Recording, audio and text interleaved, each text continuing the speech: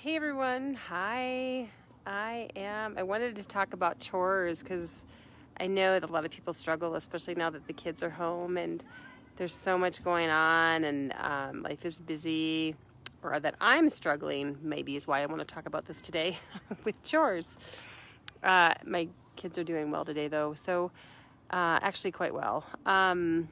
So I want to talk a little bit about how chores happen. And I mean, there's certainly, you can always use the punishment route. That's always an option, which is not the desired route, just because we know that kids thrive when they're connected.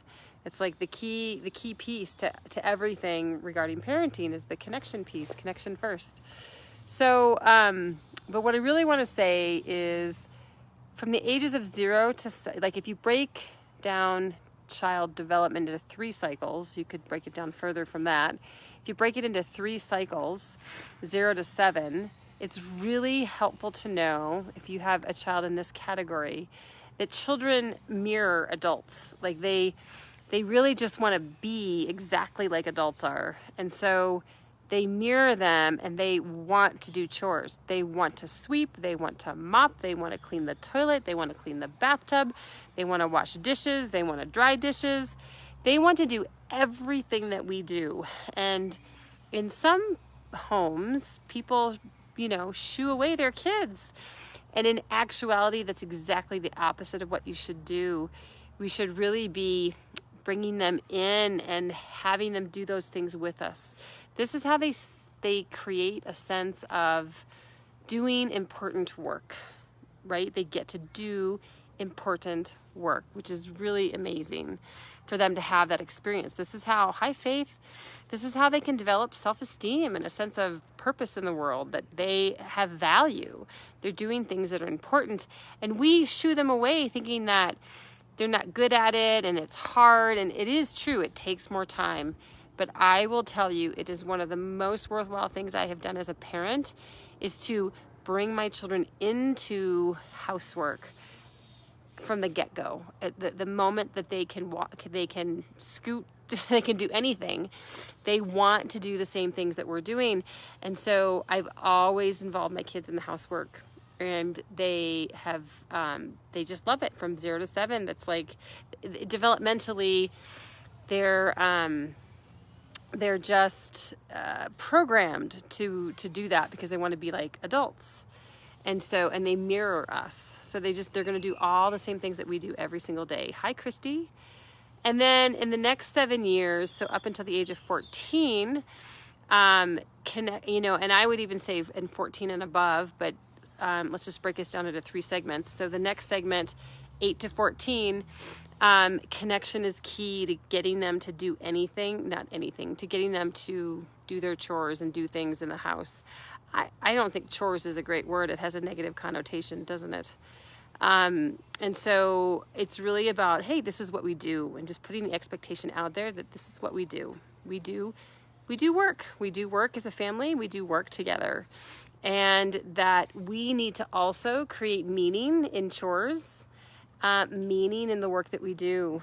If we don't create, hi Monica, if we don't create meaning in the work that we do in our own homes, then it won't have meaning for our kids. And then they're not going to want to do it. So it's really important, our own attitude, our own belief system, our thoughts around doing housework and doing chores, because we want our kids to to feel the sense of meaning in it as well, because it is meaningful work. It's one of those things we take for granted, but we're so lucky to be able to live in homes and to be able to take care of things and to have property to be able to take care of, to own a home, to have a place that you get to own and call your home is an incredible privilege.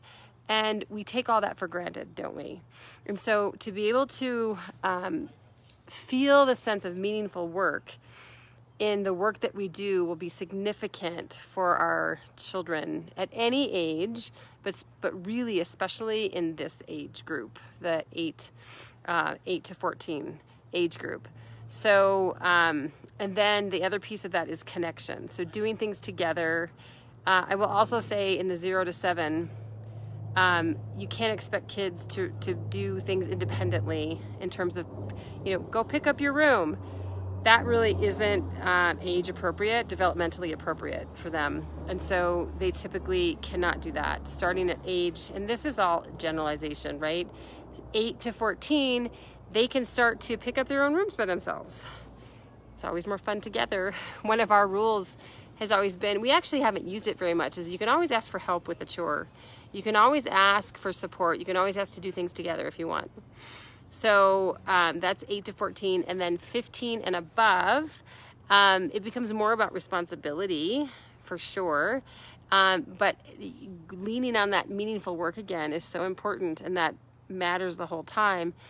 But valuing the meaningful work that they're doing, so noticing what they're doing, appreciating what they're doing, valuing and appreciating what we're doing as well in terms of meaningful work. It's huge with chores, and giving them some independence with it, right? Like in that age range, 15 above, kids are really, centering in on their themselves, right? They're really inwardly focused on themselves and their own world.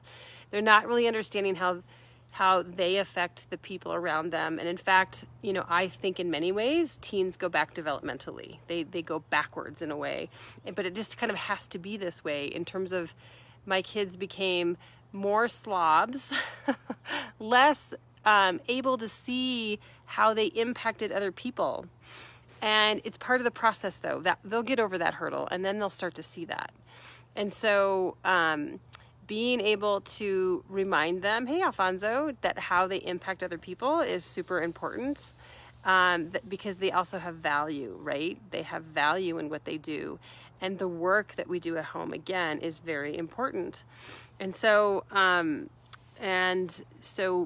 taking on responsibility and being able to have pride and feeling fulfilled by taking on responsibility of the home. And their world is starting, you can't do this too young, but their world is starting to expand in this third phase of childhood.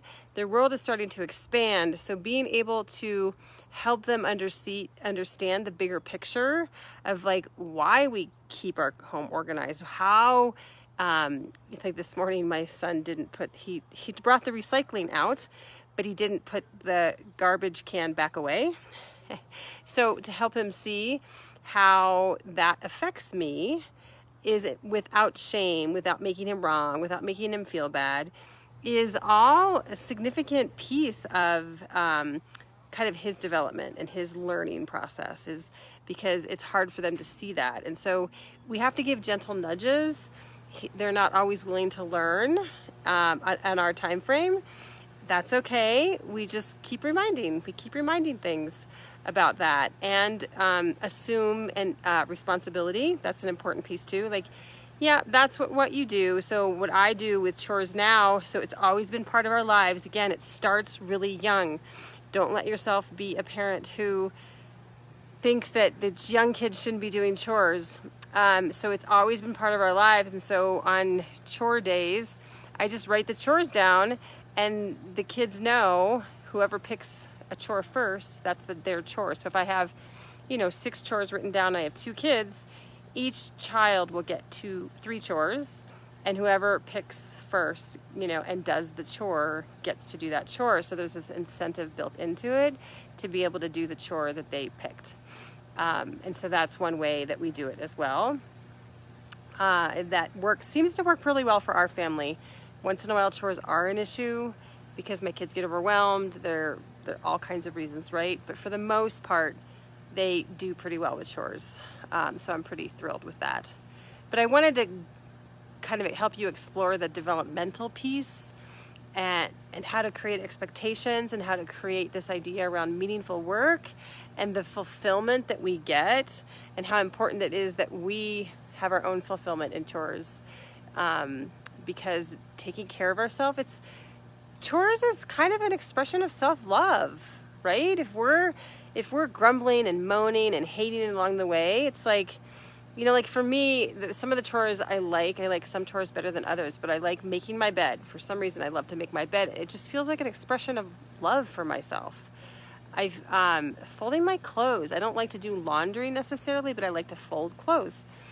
It's an expression of love for myself. It's really funny how, not so funny, but I think that can be the case. Like anything that we're doing is really caring for ourselves. And that is an expression of love. And so our children need to feel that from us. They need to feel that expression.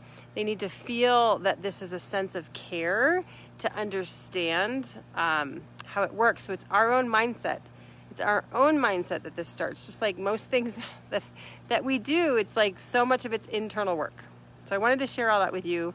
Chores, go. They're great. And I love working with kids around chores because they're actually quite easy to work with. And there's a lot you can do to support them in happening. So thank you, everyone. I hope you enjoyed it. Tell me what chores you enjoy doing. It's such a great topic. What chores are your kids good at home, too? I would love to know. Leave me some comments about chores in your home and what your kids are good at doing. All right. Thanks, everyone. Bye.